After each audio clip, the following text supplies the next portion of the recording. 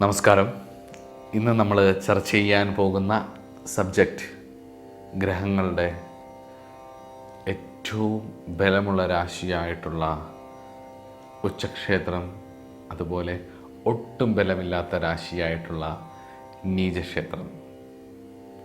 എക്സാൾട്ടേഷൻ, ഡെബിലിറ്റേഷൻ, ഈ രണ്ടും കാര്യങ്ങളും ജ്യോതിഷത്തിൽ വളരെ പ്രധാനപ്പെട്ടതാണ്. ഒരു രാശിയാധിപൻ തൻ്റെ ഉച്ചക്ഷേത്രത്തിലാണ് നിൽക്കുന്നതെങ്കിൽ, അല്ലെങ്കിൽ ഒരു ഭാവാധിപൻ തൻ്റെ ഉച്ചക്ഷേത്രത്തിലാണ് നിൽക്കുന്നതെങ്കിൽ, ഒറ്റ നോട്ടത്തിൽ പറഞ്ഞാൽ ആ രാശിക്ക് അല്ലെങ്കിൽ ആ ഭാവത്തിന് ഫലം കൂടും എന്ന് പറയണം. രണ്ടാം ഭാവാധിപൻ, നമുക്ക് ആ ഭാവത്തെക്കുറിച്ചൊക്കെ വീണ്ടും പഠിക്കാം, എന്നാലും നിങ്ങളൊന്ന് കേട്ടുപോവുക. രണ്ടാം ഭാവാധിപനായ ഗ്രഹം ഉച്ചനാവുകയാണെങ്കിൽ വിദ്യ, ധനം ഒക്കെ ചിന്തിക്കുന്ന ഭാവമാണ് രണ്ടാം ഭാവം. അത് ധാരാളമായി ഉണ്ടാകുമെന്ന് പറയാം, മറ്റു പ്രശ്നങ്ങളൊന്നുമില്ലെങ്കിൽ. അപ്പം ജ്യോതിഷം ഒറ്റ കാര്യം കൊണ്ട് നോക്കുന്നതല്ല, പല ഘടകങ്ങളെ ഒരുമിച്ച് കൂട്ടി യോജിപ്പിച്ച് യുക്തി ഉപയോഗിച്ച് ചെയ്യുന്ന ഒരു മഹാശാസ്ത്രമാണ്. അതുകൊണ്ട് തന്നെ ഇന്ന് നമ്മൾ പഠിക്കാൻ പോകുന്ന വിഷയം വളരെ രസമുള്ള, നമ്മൾ ജ്യോതിഷം പഠിച്ച് മുന്നോട്ട് പോകുമ്പോൾ നമുക്ക് ഒരുപാട് ഉപകാരപ്പെടുന്ന അതിമനോഹരമായ ഒരു കൺസെപ്റ്റാണ് ഉച്ചക്ഷേത്രവും നീചക്ഷേത്രവും. 7 ഗ്രഹങ്ങളുടെ ഉച്ചക്ഷേത്രം, 7 ഗ്രഹങ്ങളുടെ നീചക്ഷേത്രം. ഉച്ചക്ഷേത്രം പഠിച്ചാൽ നീചക്ഷേത്രം എളുപ്പമെന്ന് പഠിക്കാം. ഒന്നുകൂടെ പറയാം, വളരെ ശ്രദ്ധിച്ച് ഇത് ഓർത്തു വെക്കുക. ഉച്ചക്ഷേത്രം പഠിച്ചാൽ നീചക്ഷേത്രം അതിൻ്റെ നേരെ 7ാമത്തെ രാശിയാണ്. അതുകൊണ്ട് തന്നെ പെട്ടെന്ന് പഠിക്കാം നമുക്ക്. ആദ്യം നമുക്ക് ഉച്ചക്ഷേത്രത്തിലേക്ക് പോകാം. ഉച്ചക്ഷേത്രം എന്ന് പറയുന്നത് ഈ രാശിചക്രത്തിൽ, ശ്രദ്ധിക്കൂ, ഈ രാശിചക്രത്തിൽ നമ്മൾ ആദ്യത്തെ ഗ്രഹമായിട്ട് പറയുന്ന ആരാണ്? രവിയാണ്. രവിയുടെ ഉച്ചക്ഷേത്രം ഏതാണ്? മേടമാണ്. ചിങ്ങമല്ല, ചിങ്ങം സ്വക്ഷേത്രമാണ്. മനസ്സിലാവുന്നുണ്ടോ? ചിങ്ങം സ്വക്ഷേത്രമാണ്. രവിക്ക് ഏറ്റവും കൂടുതൽ ബലമുള്ള രാശി മേടം രാശിയാണ്. അതിൽ 10ാമത്തെ ഡിഗ്രി, 10ാമത്തെ ഭാഗയാണ് രവിക്ക് ഏറ്റവും കൂടുതൽ ബലമുള്ളത്. ഈ രാശിയിലേക്ക് രവി സംക്രമിക്കുന്ന കാലത്തെയാണ് മേടസംക്രമം എന്ന് പറയുന്നത്. നമ്മൾ വിഷുവൊക്കെ ആഘോഷിക്കത്തില്ലേ? രവി, ആദിത്യൻ എന്ന് പറയുന്ന ഗ്രഹം മേടത്തിലേക്ക് സംക്രമിക്കുന്ന സമയത്താണ് നമ്മൾ വിഷു ആഘോഷിക്കുന്നത്. ആദിത്യന് ഏറ്റവും കൂടുതൽ ബലമുള്ള രാശിയാണ് മേടം രാശി. അതിൽ 10ാമത്തെ ഡിഗ്രി നിൽക്കുന്ന സമയത്ത് ഒരാൾ ജനിച്ചാൽ രവിയെ കൊണ്ടുള്ള എല്ലാ ഗുണങ്ങളും കിട്ടും എന്ന് നമുക്ക് പറയാം. അടുത്ത 2ാമത്തെ ഗ്രഹമായിട്ടുള്ള ചന്ദ്രൻ. ചന്ദ്രൻ ഏറ്റവും കൂടുതൽ ബലമുള്ള രാശിയായിട്ടുള്ള ഉച്ചരാശി എന്ന് പറയുന്നത് ഇടവം രാശിയാണ്. ഏത് രാശിയാണ്? ഇടവൻ രാശി. ഇടവൻ രാശിയിൽ 3ാമത്തെ ഭാഗ അല്ലെങ്കിൽ 3ാമത്തെ ഡിഗ്രി എന്ന് പറയുന്നത് അദ്ദേഹത്തിൻ്റെ ഏറ്റവും കൂടുതൽ ബലം നൽകുന്ന ഒരു രാശിയാണ്. ചന്ദ്രന് ഏറ്റവും കൂടുതൽ ബലം കൊടുക്കുന്ന ഒരു രാശിയാണ്. അടുത്ത 3ാമത്തെ ഗ്രഹമായിട്ടുള്ള ചൊവ്വ ഏറ്റവും കൂടുതൽ ബലം ഉള്ള രാശി എന്ന് പറയുന്നത് മകരം രാശിയിലാണ്. മകരൻ രാശിയിലെ 28ാമത്തെ ഡിഗ്രി, മകരൻ രാശിയിലെ 28ാമത്തെ ഡിഗ്രിയിലാണ് ചൊവ്വയ്ക്ക് ഏറ്റവും കൂടുതൽ ബലമുള്ളത്. പക്ഷേ ചൊവ്വയുടെ രാശി എന്ന് പറയുന്നത് ഏതാണ്? വൃശ്ചികവും മേടവുമാണ് സ്വക്ഷേത്രം. ഇത് ഉച്ചക്ഷേത്രമാണ്. ചൊവ്വയുടെ ഉച്ചക്ഷേത്രം ഏതാണ്? മകരം. അപ്പം അടുത്തത് ബുധനാണ്. ബുധൻ്റെ ഉച്ചക്ഷേത്രം ഏതാണ്? കന്നിയാണ്. കന്നിരാശിയിൽ ബുധൻ 15ാമത്തെ ഡിഗ്രി വരുന്ന സമയത്ത് പൂർണ്ണനായിട്ട് ഉച്ചനാവും. മനസ്സിലാവുന്നുണ്ടോ? കന്നിരാശിയിൽ ബുധൻ 15ാമത്തെ ഡിഗ്രി വരുമ്പോഴത്തേക്ക് പൂർണ്ണനായിട്ടും ഉച്ചനാവും. അപ്പം കന്നിരാശിയാണ് ബുധൻ്റെ ഉച്ചരാശി. അത് ബുധൻ്റെ സ്വക്ഷേത്രവും കൂടി ആണ്. നമ്മൾ നേരത്തെ പഠിച്ചതാണ്, സ്വക്ഷേത്രവും കൂടി ആണ്. അപ്പം ബുധൻ്റെ ഉച്ചക്ഷേത്രവും സ്വക്ഷേത്രവും ഏതാണ്? കന്നി തന്നെയാണ്. ഇനി അടുത്തത് നമുക്ക് അറിയേണ്ടത് കുജൻ കഴിഞ്ഞു, ബുധൻ കഴിഞ്ഞു, ഇനി ആരാണ്? ഗുരുവാണ്. ഗുരുവിൻ്റെ സ്വക്ഷേത്രം ഏതൊക്കെയായിരുന്നു? ധനുവായിരുന്നു, മീനമായിരുന്നു. ഉച്ചക്ഷേത്രമോ?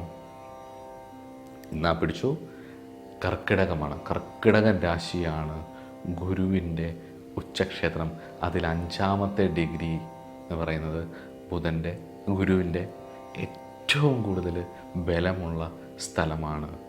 വ്യാഴം ഉച്ചനായി നിൽക്കുന്ന ഒരാളുടെ ജാതകം, അത് നല്ല ഭാവങ്ങളിൽ നിൽക്കുന്ന ഒരാളുടെ ജാതകം ഒരുപാട് ദൈവാനുഗ്രഹവും ഭാഗ്യവും ഒക്കെ ഉണ്ടാവാൻ സാധ്യതയുള്ള ഒരു ജന്മമാണ് എന്ന് നമുക്ക് പറയാം. അടുത്തത് ആരാണ്? ശുക്രനും ശനിയുമാണ് ഇനിയും ബാക്കിയുള്ളത്. ശുക്രൻ്റെ ഉച്ചരാശി എന്ന് പറയുന്നത് വ്യാഴത്തിൻ്റെ രാശിയായിട്ടുള്ള മീനൻ രാശിയാണ്. 2 മീനുകൾ കുത്തിയിരിക്കുന്ന രാശിയാണ് ശുക്രൻ്റെ ഏറ്റവും ബലമുള്ള രാശി. അതിൽ 27-ാമത്തെ ഭാഗ അല്ലെങ്കിൽ 27-ാമത്തെ ഡിഗ്രിയാണ് ശുക്രന് ഏറ്റവും ബലമുള്ളത്. അടുത്തത് ശനിയാണ്. ശനിയുടെ രാശി എന്ന് പറയുന്നത് തുലാൻ രാശിയാണ്. തുലാൻ രാശിയുടെ 20 ഡിഗ്രി ആണ് ശനിക്ക് ഏറ്റവും കൂടുതൽ ബലം വരുന്ന സ്ഥലം. അതിൽ തുലാൻ രാശിയാണ് ശനിയുടെ രാശി, അല്ലെങ്കിൽ ശനിയുടെ ഉച്ചരാശി എന്ന് പറയുന്നത്. ഇനിയും എളുപ്പത്തിൽ ഒന്നുകൂടെ ഉച്ചരാശി പറയാം. രവിയുടെ രാശി ഏതാണ്? രവിയുടെ ഉച്ചരാശി ഏതാണ്? മേടം. ചന്ദ്രൻ്റെ ഉച്ചരാശി ഏതാണ്? ഇടവം. ഗുരുവിൻ്റെ ഉച്ചരാശി ഏതാണ്? കർക്കിടകം. ബുധൻ്റെ ഉച്ചരാശി ഏതാണ്? കന്നി. ശനിയുടെ ഉച്ചരാശി ഏതാണ്? തുലാം. കുജൻ്റെ ഉച്ചരാശി ഏതാണ്? മകരം. ശുക്രൻ്റെ ഉച്ചരാശി ഏതാണ്? മീനം. പഠിച്ചല്ലോ. ഇനിയും ഈ രാശിയുടെ നേരെ 7-ാമത്തെ രാശി, ആ ഗ്രഹം നിൽക്കുന്നിടത്തുനിന്ന് നേരെ 7-ാമത്തെ രാശി വരുന്നതാണ് അതിൻ്റെ നീചരാശി. മനസ്സിലായോ? അതായത് ഇപ്പം നിൽക്കുന്ന ഗ്രഹത്തിൻ്റെ നേരെ 7-ാമത്തെ രാശി, നിൽക്കുന്ന രാശിയുടെ നേരെ 7-ാമത്തെ രാശിയാണ് അതിൻ്റെ നീചരാശി. ഉദാഹരണത്തിന് രവി ഇപ്പോൾ എവിടെയാണ് ഉച്ചരാശിയിൽ നിൽക്കുന്നത്? മേടത്തിലാണ്. അതിൻ്റെ നേരെ 7-ാമത്തെ രാശി ഏതാണ്? തുലാമാണ്. തുലാമാണ് നീചരാശി. ഗുരുവിൻ്റെ ഉച്ചരാശി ഏതാണ്? കർക്കിടകമാണ്. അതിൻ്റെ നേരെ ഓപ്പോസിറ്റ് ഏതാണ്? മകരൻ രാശി. അത് ആണ് അതിൻ്റെ ഉച്ചരാശി, നീചരാശി. കുജൻ നേരെ തിരിച്ച് അതിൻ്റെ അപ്പുറത്തോട്ട് വരും. കർക്കിടകമാണ് കുജൻ്റെ നീചരാശി. ശുക്രൻ തിരിച്ചിങ്ങോട്ട് വരും, ബുധൻ അങ്ങോട്ട് പോകും. 2 പേരും നീചരായി. മനസ്സിലാവുന്നുണ്ടോ? ഭാഗ്യം അതുപോലെ തന്നെയാണ്. രവി തുലാത്തിൽ 10-ാമത്തെ ഭാഗം വരുമ്പോഴാണ് അതിൻ്റെ ഏറ്റവും നീചമായ രാശിയാവുന്നത്. അതേപോലെ ചന്ദ്രൻ വൃശ്ചികത്തിൽ 3-ാമത്തെ ഭാഗം വരുമ്പോഴാണ് അതിൻ്റെ നീചമായ രാശിയാവുന്നത്. ഗുരു മകരത്തിൽ 5-ാമത്തെ ഭാഗം വരുമ്പോഴാണ് അതിൻ്റെ അതിനീചാവസ്ഥ വരുന്നത്. അതേപോലെ കുജൻ 28-ാമത്തെ ഡിഗ്രി കർക്കിടകത്തിൽ വരുമ്പോഴാണ് അതിനീചാവസ്ഥ സംഭവിക്കുന്നത്. ശുക്രൻ 27-ാമത്തെ ഡിഗ്രി ബുധൻ്റെ രാശിയായിട്ടുള്ള കന്നിരാശിയിൽ വരുമ്പോഴാണ് അതിനീചാവസ്ഥ. അതുപോലെ തന്നെ ഗുരുവിൻ്റെ രാശിയായിട്ടുള്ള മീനത്തിൽ ബുധൻ ചെല്ലുമ്പോഴാണ് 15-ാമത്തെ ഡിഗ്രിയിലാണ് അതിൻ്റെ അതിനീചം സംഭവിക്കുന്നത്. അപ്പോൾ ഇങ്ങനെയാണ് ഉച്ചരാശിയും നീചരാശിയും പഠിക്കുന്നത്. ഇച്ചിരി കട്ടിയുണ്ടെന്ന് തോന്നുന്നല്ലേ? പക്ഷേ അത് വളരെ സിമ്പിളാണ്. 1-2 പ്രാവശ്യം 2 കളമൊക്കെ വരച്ച് അങ്ങ് പഠിച്ചാൽ പെട്ടെന്ന് അങ്ങ് മനസ്സിലാവും. മനസ്സിലാക്കിയാൽ ഇതുകൊണ്ട് തന്നെ നമുക്ക് ഒരുപാട് ഉപകാരപ്പെടുകയും ചെയ്യും. അപ്പോൾ ഇന്നത്തെ ക്ലാസ് നമുക്കിവിടെ അവസാനിപ്പിക്കാം. നാളെ ഒരു പുതിയ വിഷയവുമായി, പ്രധാനപ്പെട്ട രാശിയും ഗ്രഹവും ഭാവവും, ഈ 3 വിഷയങ്ങളാണ് ജ്യോതിഷത്തിൻ്റെ അടിസ്ഥാനം എന്ന് പറയുന്നത്. ഈ 3 വിഷയങ്ങളെക്കുറിച്ച് നമ്മൾ വീണ്ടും പല കാര്യങ്ങളും പഠിച്ച് മുന്നോട്ട് പോകുമ്പോൾ സ്വാഭാവികമായിട്ടും കുറച്ച് കാലം കഴിയുമ്പോഴത്തേക്ക് ഇതിൻ്റെ ഒരു വീഡിയോ ഒരു 10-50 എണ്ണമൊക്കെ ആയി കഴിയുമ്പോൾ നിങ്ങൾ തന്നെ ഫലം പറഞ്ഞു തുടങ്ങും. മനസ്സിലാവുന്നുണ്ടോ? അപ്പോൾ ആ ഒരു മെത്തേഡാണ് നമ്മൾ ഫോളോ ചെയ്യുന്നത്. അപ്പം എല്ലാവർക്കും നന്മയുണ്ടാവട്ടെ. എല്ലാവരും നന്നായിട്ട് പഠിക്കുക, നന്നായി പ്രാർത്ഥിക്കുക. ജ്യോതിഷം ഒരു ഗുരുമുഖത്ത് നിന്ന് അനുഗ്രഹിച്ച് കിട്ടേണ്ട ശാസ്ത്രമാണ്. അതിന് സാധ്യതയുള്ളവർ അങ്ങനെ തന്നെ പോയി പഠിക്കുക. അല്ലാത്തവർ, ഒരുപാട് ലോകത്തിൻ്റെ പല രാജ്യങ്ങളിൽ ജ്യോതിഷം പഠിക്കാൻ ആഗ്രഹിക്കുന്നവർ അവരവരുടെ ജീവിതത്തിന് വേണ്ടിയിട്ട് പോയി കിടന്ന് കഷ്ടപ്പെടുന്നുണ്ട്.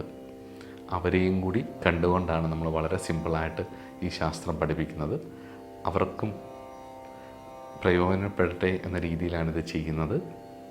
അതുകൊണ്ട് തന്നെ ഈ ശാസ്ത്രം പഠിക്കുമ്പം ആ ഗുരുപരമ്പരകളോടും നമ്മുടെ മഹർഷീശ്വരന്മാരോടും മനസ്സുകൊണ്ട് തന്നെ ഒരു സമർപ്പണം ഉണ്ടായിരിക്കേണ്ടതാണ് എന്ന് പറഞ്ഞുകൊണ്ട്, കാരണം ഇത് അവരുടെ ഒരു വലിയ കോൺട്രിബ്യൂഷനാണ്. കാരണം ഇത് പഠിക്കാൻ തന്നെ നമുക്ക് പാടാണ്. അപ്പോൾ അവരെന്ത് അന്വേഷിച്ചിട്ടും ഒബ്സർവ് ചെയ്തിട്ടുമായിരിക്കും ഈ ശാസ്ത്രം നമുക്കുണ്ടാക്കി തന്നിട്ടുള്ളത്.